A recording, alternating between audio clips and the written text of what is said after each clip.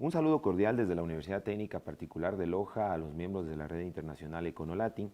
Procederé a dar a conocer el informe económico del año 2019 en nuestro país, Ecuador. Empezaré con el índice de actividad económica, que fue de 164.8, menor respecto al año 2018, que fue de 165.5 puntos. Sin embargo, cuando este está corregido, ha pasado de 161.1 a 163.1. Sin embargo, no con ello podemos darnos cuenta de que la actividad económica y el crecimiento del país será limitado. Existían pronósticos del Banco Central que decían que iba a ser del 1.4%, sin embargo, bordea el 0%, aproximadamente 0.2% para este año 2019. Al analizar el sector externo, vemos que analizando el año 2019, específicamente entre enero y septiembre de 2019, existe un superávit de balanza comercial de 365.4 millones de dólares. Esto, sin embargo, es positivo porque el país ha pasado a este valor y en el año anterior, en el año 2018, fue un déficit de 8.3 millones de dólares. Esto se ha dado básicamente por el incremento de las exportaciones no petroleras en 520 millones de dólares y sobre todo por las camaroneras, incluso con el problema que Ecuador tuvo con China. Pero el gran problema que tiene el Ecuador sigue siendo el déficit de balanza comercial, que aunque ha disminuido, en este caso ahora es de menos 3.064 millones de dólares, ya que en el año 2018 fue de menos 3.610 millones de dólares, sigue siendo un grave problema para la economía ecuatoriana. Por otro lado, cuando hablamos de deuda pública en el país, nos damos cuenta que sigue siendo complicado este problema en el Ecuador, ya que ahora mismo se abordan 55.648 millones de dólares, lo cual implica un 51% del PIB, donde nuestros grandes acreedores siguen siendo China, Estados Unidos y Reino Unido. Este es un problema fundamental para la economía ecuatoriana que realmente implica retos importantes de resolución. Por otro lado, cuando conversamos del nivel de empleo, creemos que este sigue siendo el objetivo económico más complicado de Ecuador y por el cual debe trabajar. Aunque se vea que las tasas de desempleo bordean el 5%, específicamente a septiembre de 2019 4.9%, vemos que el empleo adecuado es de 38.5%, el subempleo 19.7% y el empleo no pleno de 25.9%. Aparentemente la tasa de desempleo no es complicada, pero vemos que el empleo adecuado ha caído en 1% respecto de su símil el año 2018 y el problema se sigue ahondando en la economía ecuatoriana. Por último, si hablamos de la inflación, vemos que la inflación no es un problema en el Ecuador, aunque sin embargo ha tenido periodos cercanos a la deflación. Por ejemplo, a septiembre de 2019 la inflación mensual fue de menos 0,01%, acumulada de 0,13% y la anual de menos 0,7%. Esto implica obviamente una estabilización, pero para la economía nacional podría significar problemas en el mundo empresarial si no salimos a un nivel de crecimiento adecuado con los precios adecuados. El Ecuador tiene una canasta básica de $700 y una canasta vital de $500 por familia. Lo importante e interesante es que ya con el ingreso básico a 1.6 miembros familia promedio, estamos cubriendo lo que es la canasta básica y esto se ha dado en un proceso de política pública durante estos últimos años. Finalmente, quisiera exponer los retos y desafíos que tiene la economía ecuatoriana. Vemos importante cubrir el déficit, obviamente, y además tener una actividad económica de crecimiento. El gobierno nacional ha expuesto una ley de crecimiento económico, la cual se lanzó a la Asamblea Nacional. En principio no tuvo los resultados que se esperaban, tuvo algunos ajustes y ahora mismo se está debatiendo todo lo que significa el proceso de crecimiento. Asimismo, se aprobó una nueva ley de emprendimiento e innovación que creemos será importante para el país, pero sigue constituyéndose muchos retos respecto a lo que es la actividad económica ecuatoriana, sobre todo por los procesos de endeudamiento fuertes que tiene la economía nacional. Así que este año 2020 que se viene es un año de muchos retos, sobre todo políticos, porque recordemos que en el año 2021 tenemos un año electoral, así que toda la actividad económica va a estar muy alineada a la realidad política, luego de lo que sucedió en el mes de octubre con la crisis social frente a la eliminación de subsidios, pero este año tiene un tanque de oxígeno Ecuador con 500 millones de dólares que entraron a las arcas fiscales a través de un crédito del Fondo Monetario Internacional. Sin más, agradecemos mucho lo que ha sucedido en este país y esperamos que dentro de la propuesta económica que el gobierno nacional está planteando realmente podamos tener los resultados que nuestro país necesita. Gracias.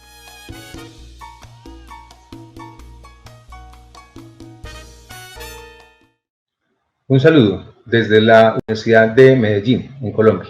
Vamos a presentar los resultados de la economía colombiana en el segundo semestre del año 2019.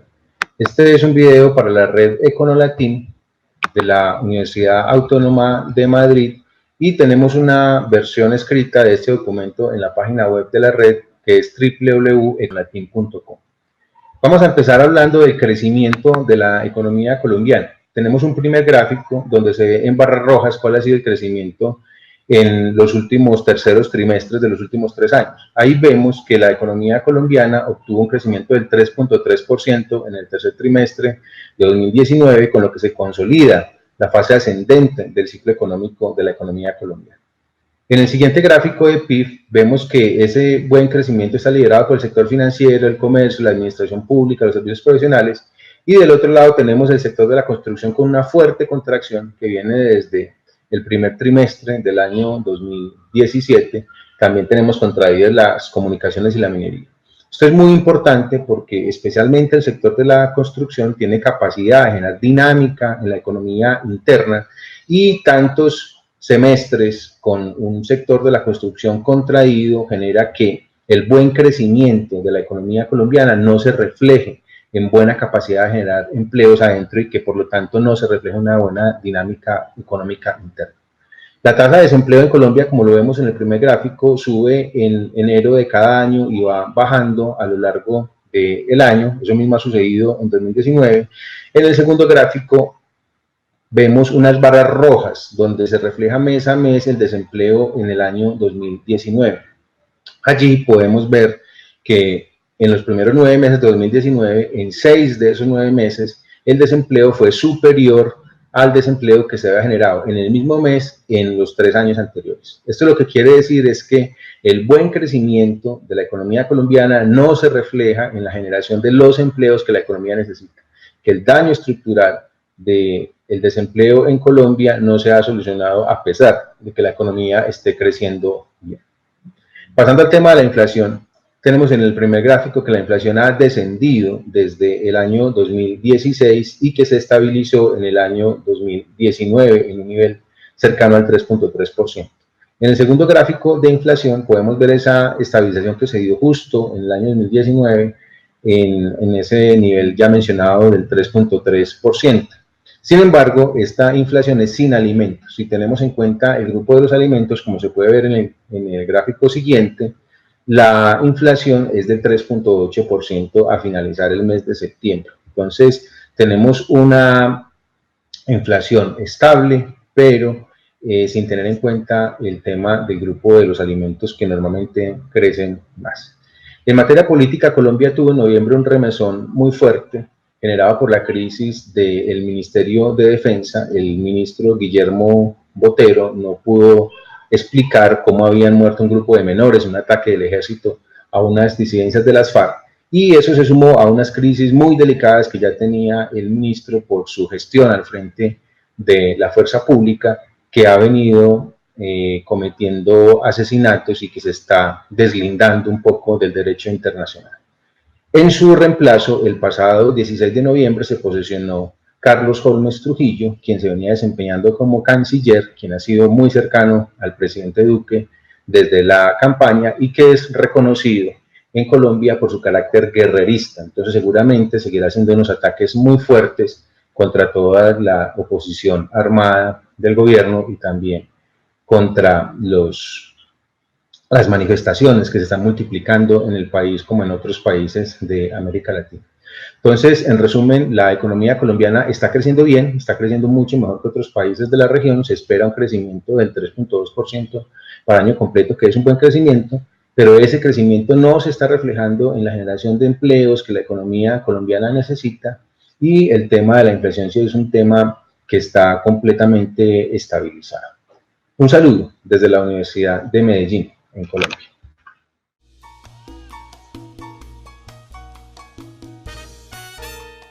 La economía cerró 2018 con una caída en el Producto Bruto Interno de 2,5% y podría ser peor incluso en 2019. Lleva la economía ya 7 trimestres consecutivos de caída y probablemente en 2020 esto se sostenga, de tal manera que cumpliríamos una década perdida con una caída del PIB per cápita mayor al 10%. La inversión en este momento está cayendo a un ritmo mayor al 10% anual, el consumo también cae a un ritmo bastante importante, 8%, y del lado de la oferta, si bien el agro se recuperó tras la sequía, la industria viene cayendo a tasas aceleradas y la utilización de la capacidad instalada se rodea el 60%. El impacto social de la crisis está siendo difícil, hay una caída fuerte de los salarios reales, las jubilaciones y las asignaciones sociales, al menos por el momento, y el desempleo superó el 10%. La pobreza y la indigencia también subieron, la primera se sitúa aproximadamente en 35% de la población. En el sector externo, el saldo comercial está mejorando muy rápidamente, sin un ajuste muy brusco, de un déficit de 6.500 millones de dólares en 2018 a un superávit de 10.000 millones en 2019. Esto es aproximadamente lo que se necesita para pagar los intereses de la cuenta corriente. Las importaciones son las que cubren básicamente este ajuste, con caídas del 26% anual acumuladas a septiembre, mientras que las exportaciones se están recuperando al 5%, aunque las que mejor desempeño tuvieron fueron las primarias, con un crecimiento del 26%.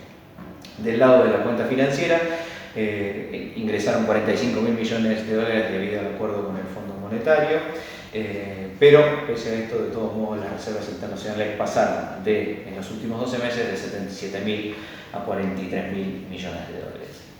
En el frente fiscal, si bien se mantiene un superávit primario que está en línea con las metas con el acuerdo con el FMI, el déficit financiero, debido a los intereses, estaría cerrando entre el 4 y el 5% a fin de año, de modo que la meta 2020 viene con una dificultades grandes en cuanto a su cumplimiento. La deuda pública y la deuda total pública en relación al PIB es del 90% ya, y las necesidades financieras de 2020, solo con el sector privado y organismos internacionales, acumulan en total 8 puntos del producto. Sin crédito y con la economía cayendo, probablemente los términos de la deuda deberán reconsiderarse. La política monetaria, haciendo un resumen de estos últimos 4 años, reveló varios intentos fallidos. Primero se liberó el mercado de cambios y se fijaron un régimen de meta de inflación, después se modificó este régimen a un régimen de agregados monetarios con base monetaria constante. De eso se pasó a un régimen de bandas cambiarias y administración leve del tipo de cambio, para luego pasar a una restricción, luego de las paso del movimiento de capitales a 10.000 dólares por mes primero, y ahora recientemente a solo 200 dólares por mes. Los sucesivos problemas llevaron el tipo de cambio de 9,5, que fue cuando se asumió el actual gobierno, a 60 actual, y la inflación también se aceleró hasta el 50-55% anual. Si no se corrige este rumbo, próximamente la Argentina podría terminar en un régimen de alta inflación como el imperante en los 80. Finalmente, respecto de las perspectivas y la política, los analistas estaban pronosticando una situación bastante peor que la que pronosticaba el producto. Por ejemplo, pasaría de una estimación de menos 1,3 a menos 2,9 en 2019. La inflación, que se creía iba a ser de 41, va a ser seguramente más cerca del 60%, y el dólar, que se creía terminaría en 51, parecería que cerraría el año en 65 pesos por dólar. El hecho político del año, finalmente, obviamente, fueron las elecciones presidenciales, en donde hubo una diferencia que consagró el presidente Alberto Fernández con 48% de los votos, pero la diferencia fue bastante menor de la esperada, apenas 8 puntos, lo que hace que la oposición tenga una posición de fortaleza política y sobre todo en su representación en el Congreso. Alberto Fernández va a tener que lidiar con múltiples desafíos, porque el acuerdo es grande y hay involucrados sindicatos, organizaciones sociales, y un contexto en donde estos reclamos pueden ser justamente solicitados de una manera muy rápida, puede hacer que la situación sea, desde el punto de vista de la gobernabilidad, algo inestable.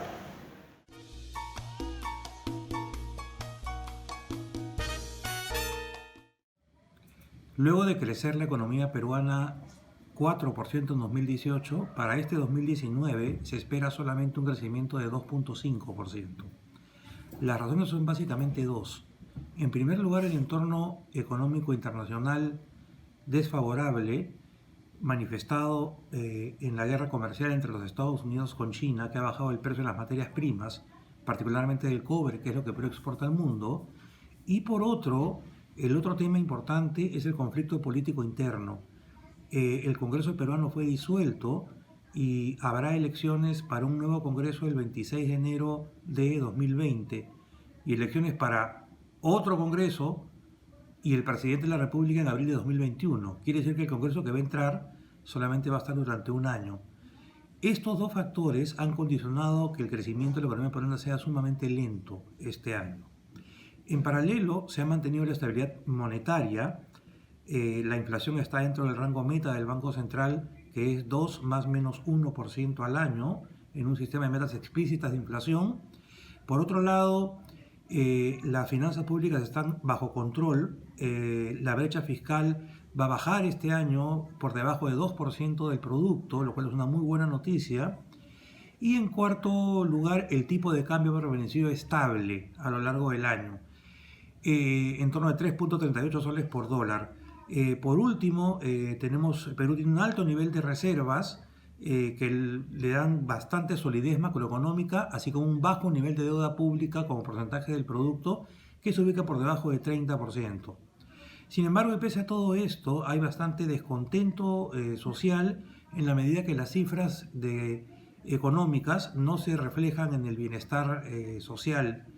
Y eso ha provocado que se estén planteando una serie de medidas para mejorar el funcionamiento del Estado.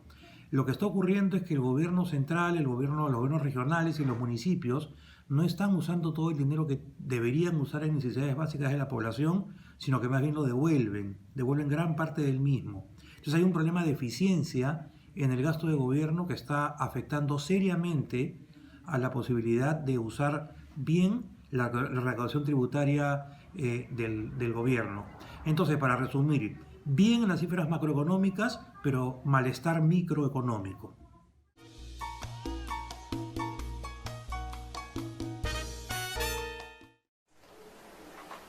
¿Qué tal, amigos de Conolatin? Soy Eduardo Loría del Centro de Modelística y Pronósticos Económicos de la Facultad de Economía de la UNAM. Con esta entrega cerramos un análisis de lo que va del año, de un gobierno nuevo en México, y lo que hacemos es una reflexión de qué ha sido este año en términos de las variables macroeconómicas principales, en primer lugar, y en segundo lugar hacemos un análisis de escenarios, un escenario inercial hacia el año 2024, pensando que el rumbo de la macroeconomía continúa hasta ahora con desaciertos, con tropiezos, con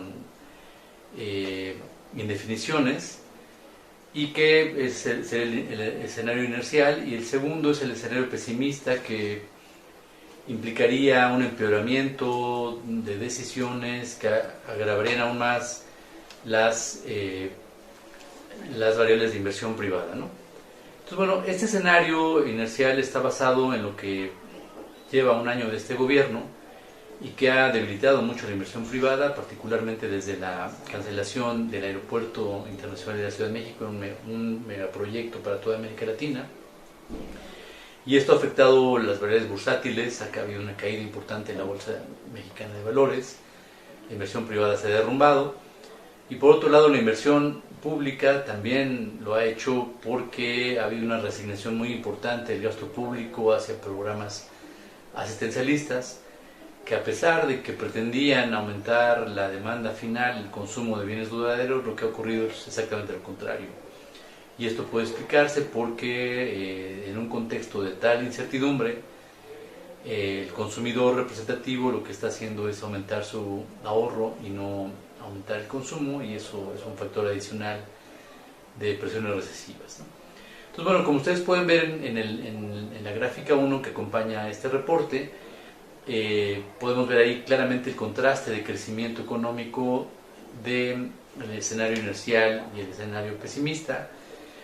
Habría crecimientos muy cercanos a 1, y en el caso del pesimista, pues cercanos a 0. Si incorporamos la barrera demográfica, estaríamos en horizontes negativos de crecimiento del PIB per cápita. Y bueno, si a esto le añadimos que la economía estadounidense pudiera tener algún tropiezo o alguna recesión, a pesar de que el año próximo sea electoral en Estados Unidos, pues las cosas se complicarían un poco más, y está recogido eso en el escenario pesimista. Por otro lado, observamos muchas variables de riesgo político que están también reflejadas en el reporte escrito que ustedes pueden consultar. Están en riesgo los empeoramientos de las calificaciones crediticias de la deuda pública mexicana y de la deuda de Pemex, de Petróleos Mexicanos. Sigue cayendo la plataforma de exportación, y todo esto pues genera un escenario bastante complejo para la economía mexicana en los próximos años. Como ustedes saben, 2021 será un año muy importante porque son las elecciones intermedias, de suerte que veremos cómo queda integrado el Congreso, y con ello sí mantienen mayoría absoluta y calificada para decisiones importantes en materia fiscal, legal, incluso de posibles revocaciones o no de mandato de presidentes y otros personajes políticos.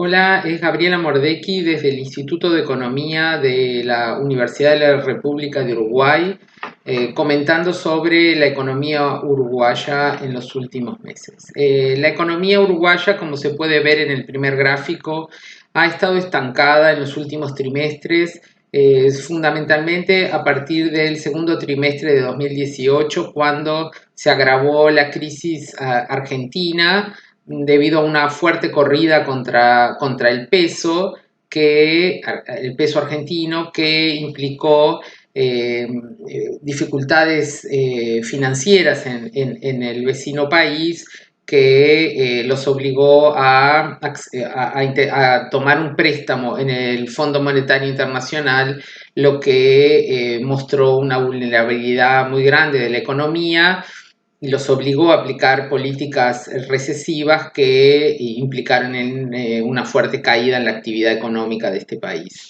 Uruguay y Argentina tienen una relación económica muy fuerte, no tanto por el comercio de bienes, que ha caído sustancialmente en los últimos años, sino fundamentalmente por el mercado turístico, ya que Uruguay recibe todos los años alrededor de 2 millones de turistas argentinos, y ello implica un aporte importante a la actividad económica uruguaya. Además, los argentinos también invierten en Uruguay, en propiedades, en activos financieros de diversas formas, y además los agentes uruguayos acostumbran mirar la economía argentina también para formar sus expectativas. Simplemente para mostrar qué es lo que ha sucedido con el turismo, en el segundo gráfico se puede apreciar que tanto el número de turistas como el ingreso de divisas por turismo ha caído en forma muy pronunciada, alrededor del 30% en el último año móvil. Y para la próxima temporada turística, que es enero-febrero de 2020, tampoco hay buenas perspectivas, dado que luego de las elecciones nacionales en Argentina hubo un cambio de gobierno, de partido político, y por ahora la situación todavía está con mucha incertidumbre. Por último, en Uruguay, además de la situación o a raíz de la situación económica de estancamiento, se han ido empeorando los resultados fiscales, y como se puede ver en el tercer gráfico, el resultado global de la economía uruguaya está representando alrededor de 5% del PIB de déficit, lo que se ha agravado además en los últimos meses, como decía, consecuencia de esta evolución de la economía uruguaya. Para los próximos meses se espera que por un lado, tenemos elecciones nacionales en Uruguay a fin de noviembre, lo que marcará que siga el partido de gobierno o que, por el contrario, gane la oposición, que tiene hay algunos cambios seguramente de importancia en materia fiscal, pero también en otros aspectos de la economía. Sin embargo, hay un nuevo proyecto de una empresa que ya actúa en Uruguay y que va a poner una nueva planta de procesamiento de celulosa, que implicaría alrededor de 2% del PIB de incremento, digamos, como un salto en la actividad económica, lo que le da un piso, digamos, de crecimiento a cualquiera sea el gobierno que venga. Muchas gracias.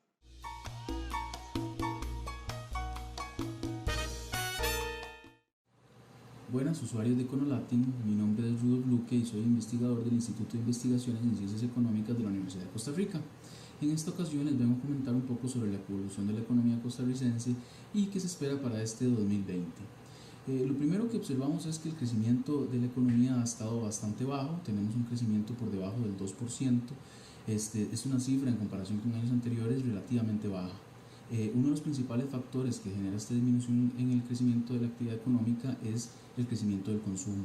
El consumo privado venía creciendo en ritmos del 4 o 5% y en este momento se encuentra creciendo por debajo del 2%.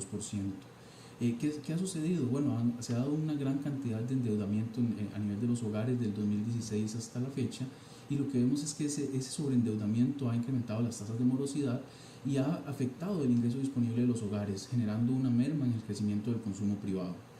Esto ha afectado sectores importantes como el sector comercial, también ha tenido una baja en la demanda interna, las expectativas de inversión de las empresas han disminuido, y esto genera que el crecimiento económico en este momento, menor de un 2%, no pueda hacer frente a disminuciones en las tasas de desempleo o disminuciones en las condiciones de pobreza.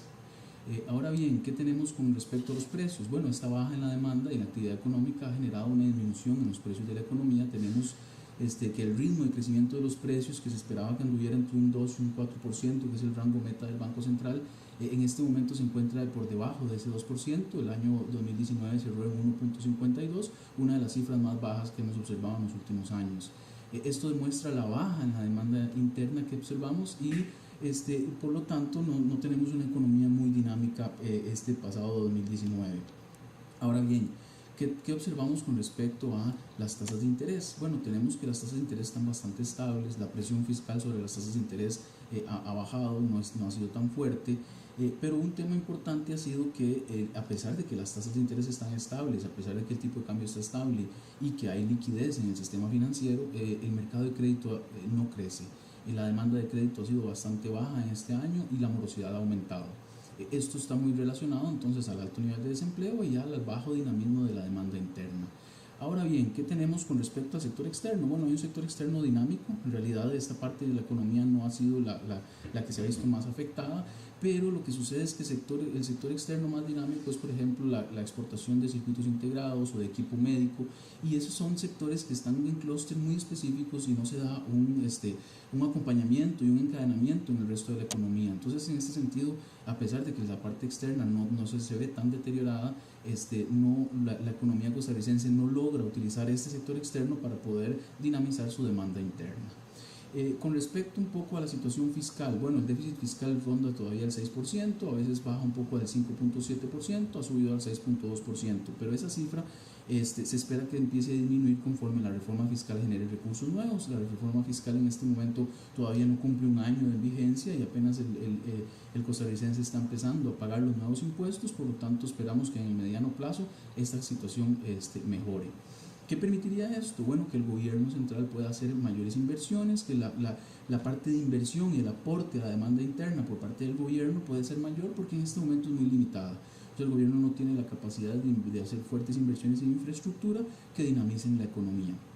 Ahora bien, estamos observando entonces una inflación relativamente baja. Probablemente entonces con expectativas de 2020 se incremente un poco, se espera una mayor reactivación de la economía. El Banco Central ha realizado ciertas medidas, ha bajado por ejemplo el encaje mínimo legal, esto en función de mejorar las condiciones de liquidez en la economía, no presionar la tasa de interés y tratar de reactivar un poco la economía por parte del mercado monetario. Mientras tanto, el gobierno está simplemente saneando sus finanzas y tratando de finalizar ciertos proyectos de inversión, básicamente en la infraestructura vial, que han sido importantes durante estos últimos años. Ahora bien, un asunto particular de la economía costarricense ha sido el sobreendeudamiento, como mencionaba al inicio.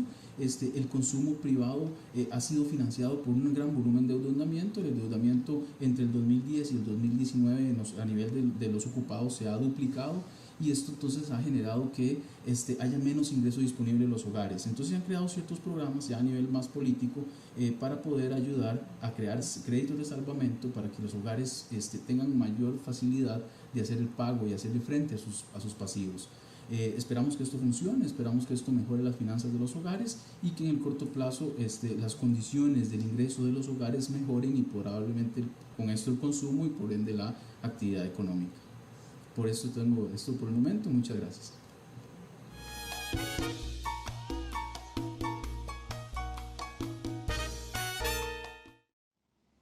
Buenas tardes, buenos días, amigos de Econolatin. Les voy a presentar el reporte basado básicamente en toda la administración de Evo Morales en Bolivia. Y el primer elemento que voy a mencionar tiene que ver con una tendencia hasta el 2013. En 2013 se llegó a un crecimiento del 6.8% de la economía y posteriormente hubo un descenso y una desaceleración de la misma con un promedio de caída interanual del 0.52%.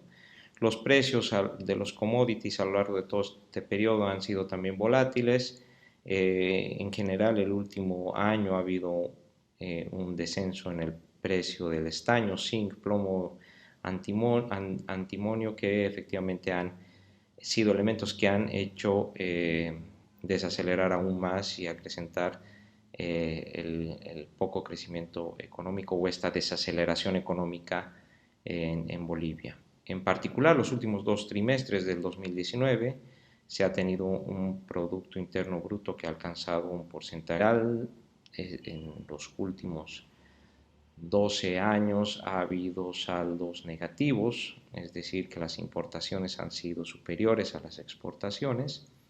En particular, se ha tenido un déficit considerable entre octubre de 2018 a febrero de 2019, donde se ha alcanzado en promedio un déficit por balanza comercial de 230 millones de dólares americanos.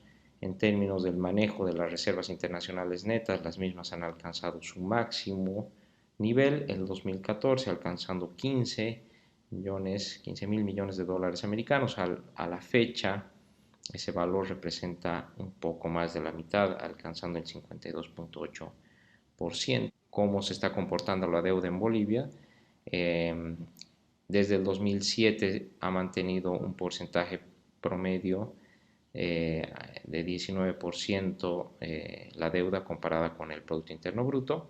Pero sumado a estos elementos está la disminución de las reservas internacionales netas y también los déficits internos del sector público no financiero, en particular este déficit constante que se ha venido visibilizando en la administración de Morales y en particular en este último año, comparando agosto del 2018 a agosto del 2019, se tiene un déficit que equivale entre los años, ha pasado, mejor dicho, desde 122 a 137 millones de dólares americanos. En particular, este déficit está asociado a todos los gastos que se ha estado generando desde la administración de Morales, pero también con las empresas públicas que no han ido generando los réditos y los beneficios que se esperaban. En particular, hay algunas empresas como la empresa de cementos o la empresa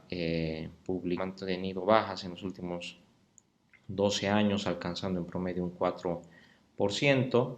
El tipo de cambio también se ha mantenido fijo desde el ingreso de Morales a la presidencia, cual el mismo tuvo efectos beneficiosos asociados a un nivel de inflación controlado, pero también con costos elevados para la economía, como es la pérdida de competitividad, y un segundo elemento es el decremento sostenido de las reservas internacionales netas. En general, el contexto no es favorable para Bolivia, lo hemos venido diciendo en los últimos informes para Econolatin, sobre todo por la caída constante de las reservas internacionales netas, el aumento de la deuda pública como porcentaje del Producto Interno Bruto, el constante y sostenido déficit tanto fiscal pero también por balanza comercial, la ausencia de mecanismos de valoración o de evaluación de la inversión pública asociado a el desempeño paupérrimo de las empresas creadas por el gobierno. Tuvieron la economía boliviana relativamente estable y con un entorno protector de posibles shocks del sector externo. Entre estos elementos se puede mencionar el crecimiento económico estable y sostenido,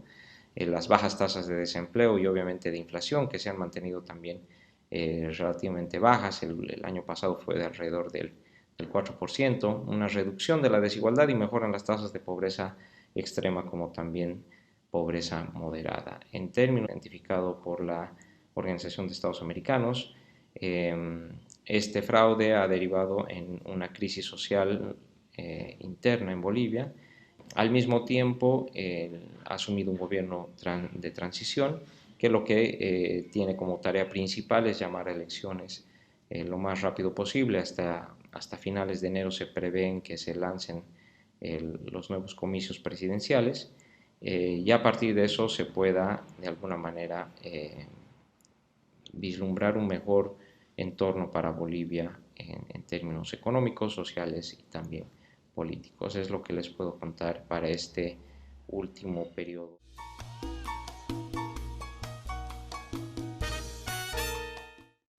Hola a todos, vamos a presentar el informe correspondiente a la economía cubana para el segundo y tercer trimestre de este año, el periodo que va esencialmente entre mayo y noviembre.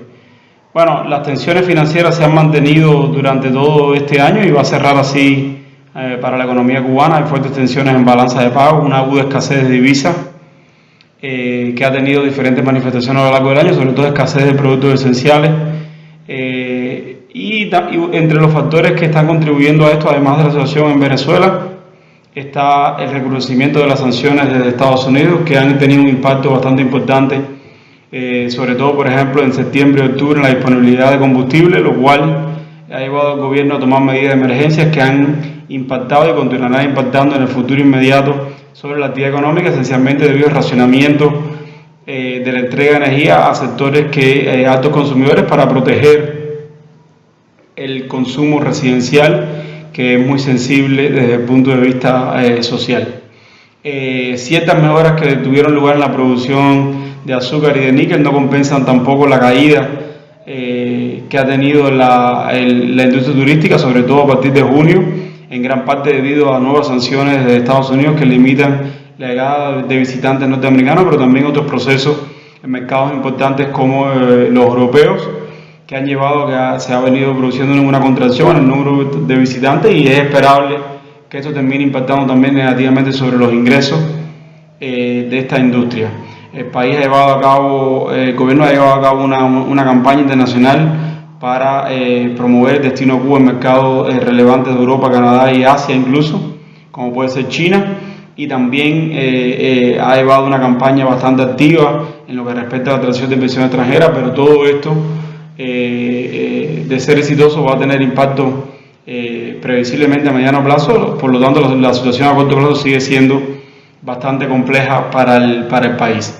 Producto de la escasez de divisas y de otros procesos que estaban teniendo lugar en la economía cubana, también se decidió la apertura de tiendas que van a comercializar, que ya están comercializando productos de alta demanda directamente en dólares. Esto ha abierto un debate dentro del país. En principio también complica la política monetaria del Banco Central, pero era una medida que era prácticamente inevitable a partir de las circunstancias que estaba atravesando el país, sobre todo muy agravadas en el tercer trimestre. Las condiciones actuales indican que el proceso de unificación monetaria y cambiaria ya no se debe demorar mucho más, por lo cual hay que seguir atentamente lo que pueda pasar en este área. El país también desarrolló una agenda internacional muy activa para tratar de buscar apoyos en aliados importantes. En el caso de América Latina está en México, a pesar de que las relaciones con otros países de la región se han complicado en este tercer trimestre, sobre todo con Ecuador y Bolivia, que cerraron las misiones médicas de Cuba en esos países. Y el otro aliado importante con el cual se ha buscado apoyo es Rusia. Habrá que ver cómo estas nuevas dinámicas pueden mejorar o contribuir a mejorar la situación económica del país, que es bastante desfavorable en el momento.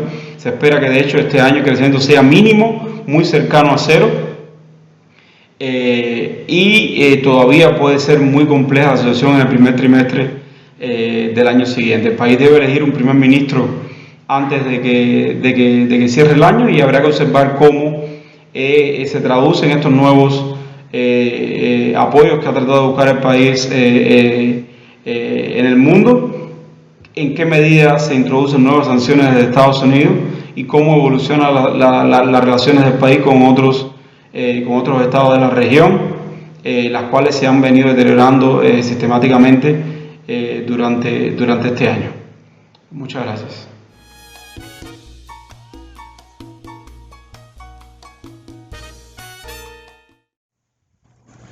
Mi nombre es Antonio Siriaco Cruz, vicedecano de la Facultad de Ciencias Económicas y Sociales de la Universidad Autónoma de Santo Domingo. Vamos a presentar la situación actual de la economía dominicana durante el periodo junio-noviembre del 2019. En este sentido, la actividad económica durante esta segunda mitad de este año 2019, básicamente enero-septiembre, ha venido moderando su crecimiento con respecto al mismo periodo del año 2018. Para este año se espera que la economía dominicana termine con un crecimiento cercano o en la vecindad del 5,0%. Las actividades y los sectores más dinámicos que han impulsado o impulsarán este crecimiento del 5,0% son los servicios financieros, que han crecido durante el periodo enero-septiembre en alrededor del 8,8%. El sector construcción creció a una tasa del 8,5%, el sector energía y agua creció a una tasa del 7,9%, la minería creció a una tasa del 6,3%, otros servicios crecieron al 6,9% y el sector transporte creció a una tasa del 5,20%. En lo que respecta al sector exterior, las exportaciones dominicanas crecieron con respecto al periodo enero-junio del año pasado, 2018, crecieron a una tasa del 3,2%, equivalente a un monto de 4.884 millones de dólares. Por otra parte, las importaciones tuvieron un crecimiento del 2,03%, equivalente a un monto de 10.038 millones de dólares. En lo que respecta al sector público y la política fiscal, ha estado muy alineada al alcance del déficit establecido para este año, que es de alrededor del 1,7%. Eso significa que el gobierno ha estado tratando de ajustar la política fiscal para alcanzar ese déficit establecido. En lo que respecta a la política monetaria y la tasa de inflación, lo mismo que la política cambiaria, durante este año 2019 y básicamente en la segunda mitad de este año 2019 se ha alcanzado una tasa de inflación anualizada al mes de octubre de 2,48%. Esta tasa de inflación está muy alineada con la meta de inflación que estableció el Banco Central en su programación monetaria del 4 más o menos 1%. Por lo tanto, podemos decir que hasta ahora, hasta el mes de octubre, la tasa de inflación ha estado incluso por debajo del límite inferior de la meta de inflación establecida por el Banco Central. Igualmente que el Banco Central ha tomado una serie de medidas para contrarrestar el ciclo de desaceleración que durante este año ha venido afectando a la economía dominicana, y entonces la tasa de política monetaria la ha disminuido en alrededor de 50 puntos básicos, es decir, que ha pasado de 5,5% a 4,75%. En lo que respecta a las perspectivas económicas, obviamente que se espera que la economía termine con un crecimiento de alrededor del 5,0%. Ha habido una ralentización moderada, producto de factores internos y externos, factores que tienen que ver con las elecciones que han afectado el sentimiento empresarial y han ralentizado un tanto la inversión privada, y también factores externos que tienen mucho que ver con el problema todavía y el impasse que a nivel internacional que tiene China con los Estados Unidos, y tomando en consideración que ambas economías son los socios más importantes que tiene la República Dominicana. Y en lo que tiene que ver con las perspectivas políticas, obviamente que durante este año en la República Dominicana ha habido un proceso preelectoral donde los partidos políticos y básicamente el principal partido y el partido de gobierno ha estado inmerso en unas primarias abiertas. Eso ha afectado la economía dominicana, generando incertidumbre en muchos casos, afectando la inversión privada, y las perspectivas que hay es que para el próximo año 2020 se celebren elecciones ya formales, 2 elecciones, en el mes de febrero elecciones de carácter municipales, y en el mes de mayo elecciones de carácter presidenciales y congresuales, y eso obviamente que tiene un impacto en el comportamiento de la economía y básicamente en el flujo de la inversión privada. Por lo tanto, esta ha sido a grosso modo el comportamiento de la economía dominicana durante esta segunda mitad del año 2019. Muchas gracias.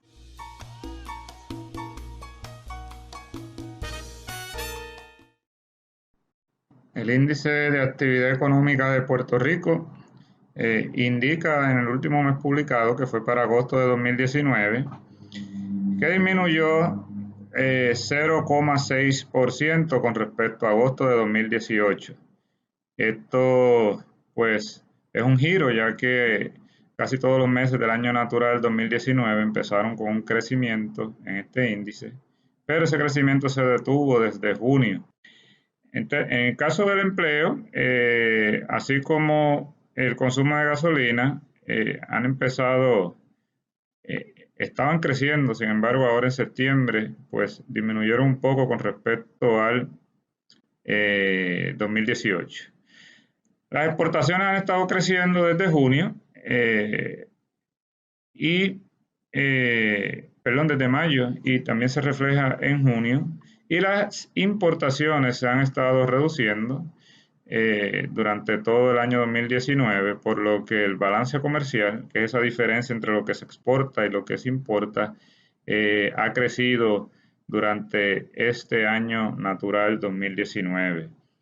Los recaudos del Fondo General, que son los que corresponden al gobierno central, también han crecido, liderados por impuestos que pagan las corporaciones y los individuos, ya que lo que es el impuesto a las ventas y los arbitrios y las licencias han ido a la baja. La inflación está en unos niveles muy bajos. En el último mes disponible, que fue septiembre de 2019, la inflación estuvo en 0%, o sea que estamos, y anterior a eso, pues estuvo en agosto en 0,4%, y esto que si tomamos en cuenta que 2%, menos de 2% se considera una inflación saludable, en Puerto Rico pues está bien saludable, y eso pues buena noticia tanto para consumidores como para inversionistas. En términos de perspectiva económica, pues el año fiscal que acaba de cerrar 2019, que cerró en junio, el 30 de junio de 2019, probablemente no tenemos las cuentas macroeconómicas publicadas todavía, pero de acuerdo al índice de actividad económica, es probable que haya terminado en un crecimiento positivo bien moderado y no el 4 0,1% que pronosticó la Junta de Control Fiscal. Puerto Rico, finalmente, hago unas anotaciones sobre la crisis política que vivió Puerto Rico durante el verano 2019. Sin embargo, eso no tuvo un impacto negativo sobre la economía, como algunas personas habían predicho. De hecho, el empleo fue más alto durante el mes de julio y agosto de este año que con respecto a julio y agosto de 2018. Y la baja en el comercio al detalle fue menor durante julio y agosto, que fueron los meses de las protestas que fueron cubiertas por todos los medios. Fueron menor las bajas en julio y agosto que en mayo y junio. Es decir, en mayo y junio hubo menos ventas al detalle que en julio y agosto. Y eso es todo, así que los invito a leer el informe para buscar más detalles. Gracias.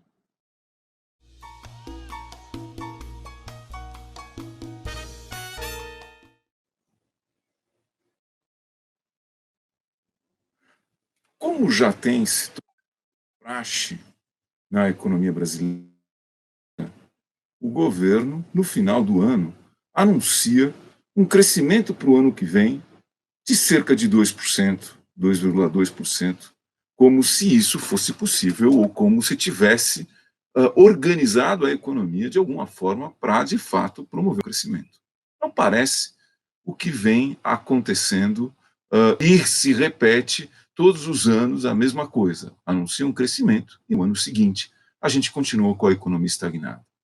Na verdade, se a gente olha para os fatos, se a gente olha para o conjunto de reformas, tudo que foi anunciado e tudo que foi feito, que foram feitas nos últimos 5 anos, reformas radicais na economia brasileira, reforma da Previdência, a privatização da Petrobras, reforma trabalhista, reformas muito intensas, muito fortes, que criaram, na verdade, não um aumento da renda das pessoas, mas uma diminuição da renda das pessoas, conduzindo ou dirigindo recursos para os empresários, vamos dizer assim, ou para os investidores estrangeiros, mas, de qualquer forma, a economia não responde, a economia não cresce. A taxa de juros baixa porque a gente tem uma economia estagnada há 4 anos e ainda, vale lembrar mais uma vez, depois de uma queda de quase 8% entre 2015 e 2016. Queda essa que até hoje a gente está longe de recuperar, que gerou os 12% de taxa de desemprego, que, de uma certa forma, continua, mesmo com a reforma trabalhista, tirando todos os direitos, ou grande parte dos direitos dos trabalhadores. Nesse sentido, a economia, a gente não vê sinais de recuperação na economia, e está muito difícil, não tem elementos para dizer que a economia vai crescer. Os agentes econômicos, de uma certa forma, que caíram ou acreditaram que eram simplesmente que as políticas econômicas iam gerar uma credibilidade, essa credibilidade nos próprios agentes econômicos, contraditoriamente, eles estão descrentes, não estão vendo a economia reagir, eles mesmos, enquanto indivíduos ou enquanto empresários, ou enquanto investidores internacionais, não estão pondo uma fé, não estão acreditando que a economia brasileira, de fato, vai se recuperar.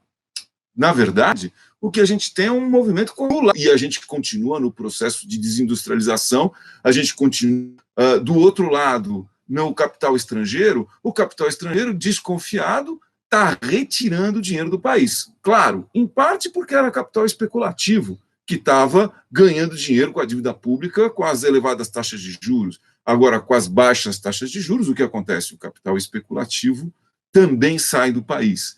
E, somando-se a isso, a queda no preço das commodities, o problema que a gente está tendo nas exportações, em parte por conta do problema Estados Unidos-China, mas em parte também não, simplesmente por conta da queda no preço das commodities, o que acontece? O setor externo começa a dar sinais de que as coisas não vão bem também no setor externo. A gente não está conseguindo ainda fechar o balanço de pagamentos positivo, mas a conta transações, o crescimento negativo da conta transações tem sido assustador, muito violento. A saída de dólares do país, de investidores estrangeiros, também tem sido violenta. Alguns falam, não, é um problema de troca de dívida, etc, etc. Mas mesmo que se fosse um problema de troca de dívida, não teria tido um impacto tão grande. Isso significa que, politicamente, o governo não está entregando o que prometeu.